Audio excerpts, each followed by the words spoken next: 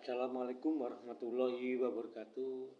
Saya Sikidal Arif Rahman Hakim atau Sikidal ARH. Teman-temanku dimanapun berada, selamat berjumpa di channel YouTube BSP Top. Semoga kita semua dalam keadaan sehat, bahagia, dan dalam lindungan Allah. Amin. Para sahabatku, saya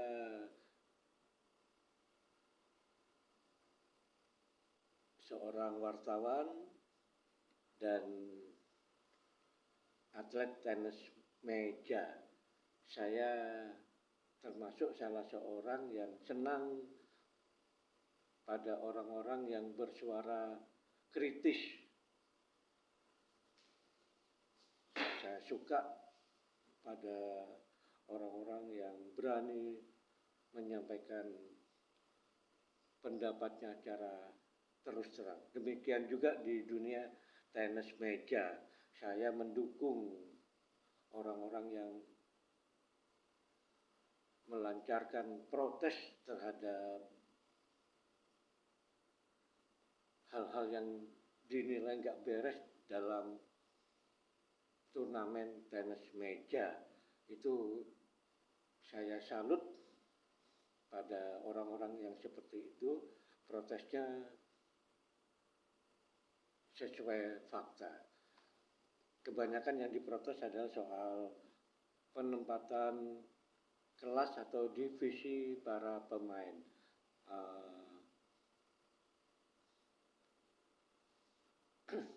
Masalah penempatan divisi atau kelas para pemain itu sering menjadi pemicu keributan. Panitia saat diprotes bersikeras, kalau mau protes di technical meeting. Oh, menurut saya nggak bisa begitu. Panitia jangan membungkam suara kritis para peserta.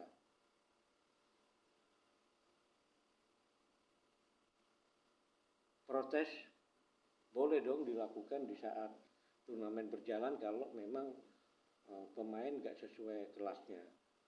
Jadi jangan panitia hanya berpatokan kalau protes di technical meeting.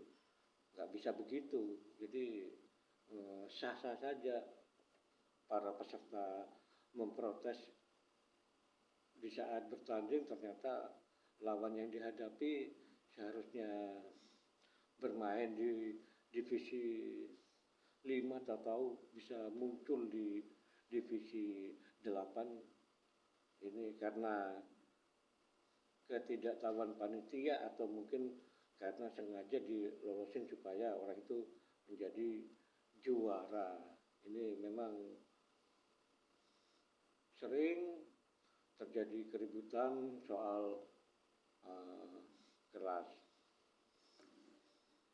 Technical meeting memang penting, tapi dalam prakteknya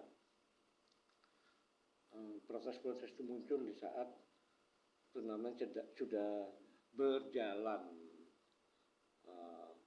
Panitia nggak boleh sewenang-wenang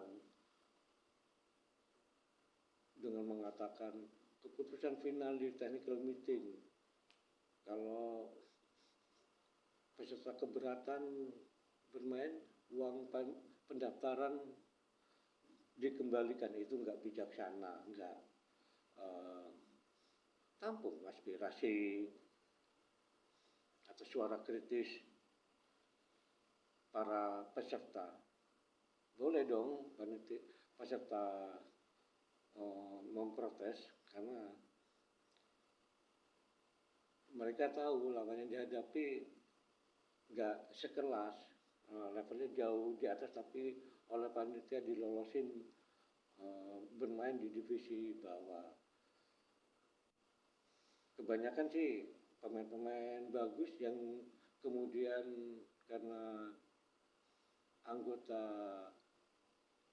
tim dari panitia atau punya kedekatan dengan panitia dilolosin main di divisi bawah untuk buka peluang. Jadi ini akal-akalannya panitia. Saya sekali lagi uh, mendukung 100% teman-teman yang suka protes di saat bertanding ternyata lawannya nggak sesuai dengan kelas, ya minta didis. Panitia harus tegas, harus didis, harus itu karena ngambil hak orang lain. Setelah saya menganut paham mendukung kebebasan orang mengungkapkan aspirasinya, mengungkapkan suara kritisnya. Jangan pernah membungkam suara orang-orang kritis itu. Mereka protes sesuai fakta. Misalnya si A bermain di kelas B, kemudian menghadapi pemain terkenal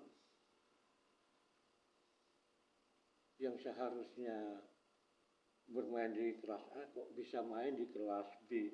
Wajar dong, pemain ini protes ini seharusnya di kelas ini. Panitia bilang ya protes nggak diterima karena itu udah keputusan technical meeting. Nggak bisa begitu, panitia nggak bisa seenak udelnya mentang-mentang jadi panitia mau jadi otoriter, nggak bisa.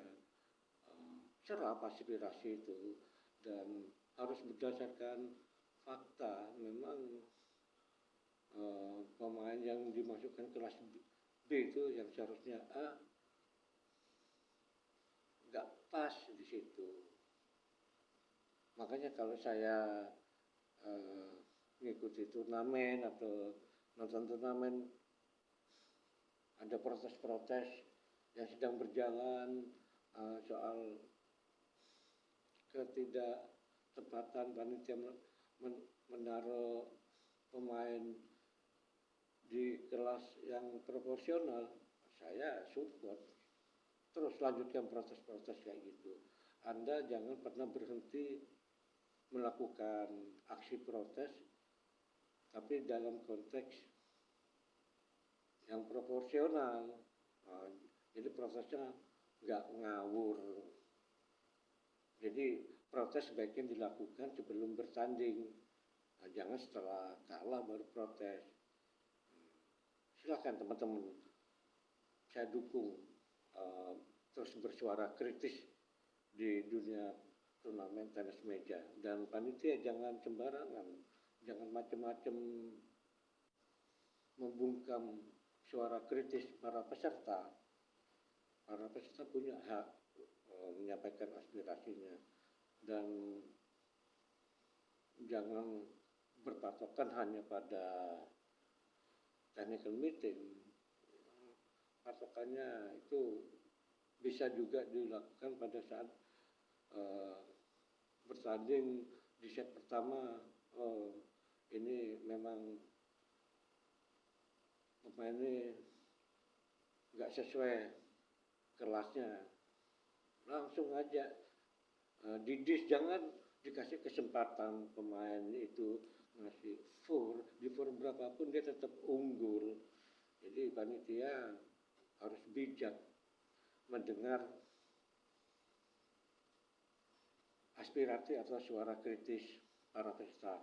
Sekali lagi teman-teman, saya dukung Anda bersikap kritis, tapi harus disampaikan dengan santun. Jangan mengeluarkan kata-kata kasar yang menyakitkan. Jangan berbuat anarkis. Terima kasih. Wassalamualaikum warahmatullahi wabarakatuh.